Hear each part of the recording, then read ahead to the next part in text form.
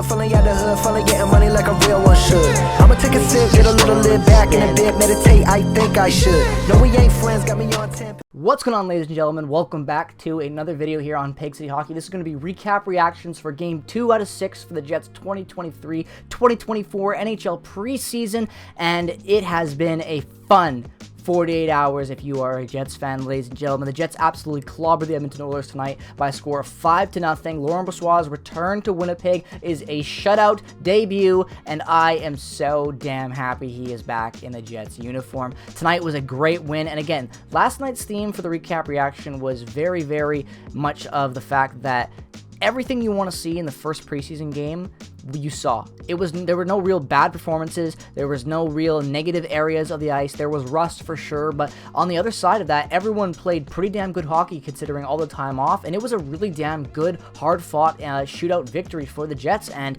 you know, tonight it felt like it was kind of going to be that same type of game. For the first 40 minutes outside of the Kyle Connor goal, you know, it was 1-0, and then obviously that explosion in the third period. But this game really felt for 40 minutes that it could have gone either way, even though the Jets had that 1-0 lead. But tonight was really, really good.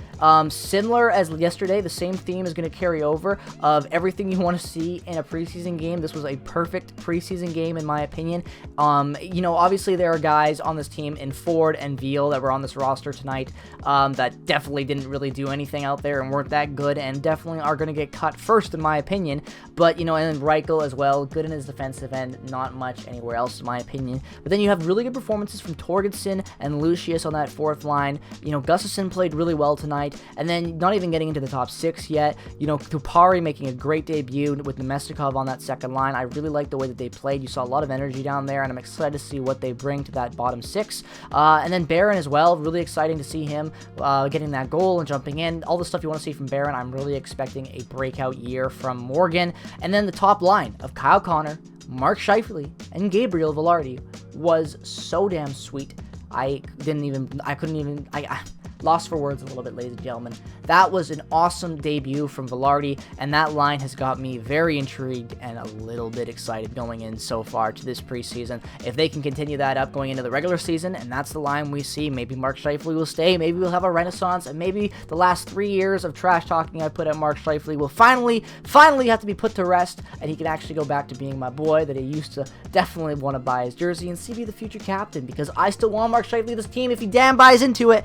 And maybe with this line, he will, because tonight he was great with Kyle Connor and Vilardi. This whole team was great. Brossoit was great. DiVincentis being on the backup, getting that victory, even though he didn't play. I love that. Capobianco was good. Logan Stanley was Logan Stanley out there. I am going to point that out. He did have a better third period than he did the first and second, but let's be real. With the way that Chisholm played in that game and Villy, and the way Logan Stanley played in this game, there ain't no way that either of those guys is making it, that Stanley's making it over either of those guys, excuse me, because, other than that, and then Salmonson playing with Morrissey tonight. Whoo-wee! I like that a lot. I could see that being a potential first-line pairing for the Jets in 3 to 4 years with Morrissey still being here. I really could. I have a lot of faith in Salmonson. He played great tonight. Really liked his composure out there for a young kid. Gotta love it. Tonight was just a great game. So let's jump into the goals real quick, because the goals were just awesome. So let's jump over the first goal here, coming from the Vilardi, Kyle Connor, Mark Scheifele line. Mark Scheifele over to Vilardi with a no-look feed to Kyle Connor, who buries it. Look at this one-time pass in front of the net from Vilardi. Just boop.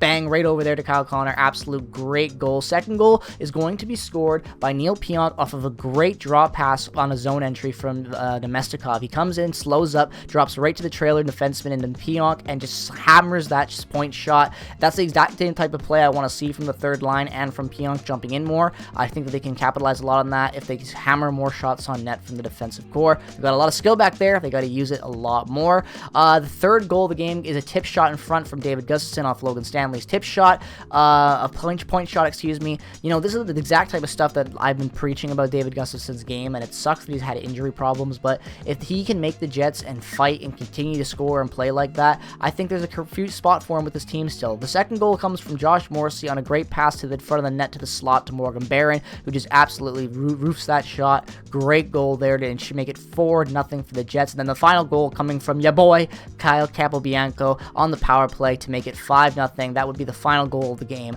and a dominant performance indeed from your Winnipeg Jets. Again, this was everything you want to see from a preseason game. There were just really no negatives about this. Even then, like, oh, you want to talk about rust? It's preseason. That doesn't matter. These games don't mean anything. So if you can win, have chemistry, and score some pretty good goals, and have some good defensive moments, and be a reliable goaltender in preseason, that is a good job. This is a warm-up. For the young guys, this means everything. For the stars and for the guys coming in, which is a lot of this team, you know, let's be real, Morgan Barron ain't getting pushed off this team. Kupari definitely is not getting pushed off this team unless, you know, Brad Lambert explodes or Chaz Lucius explodes, you know. Reichel is not making this team. I don't see Torgensen making this team, even though I'm very high on him still with the Moose.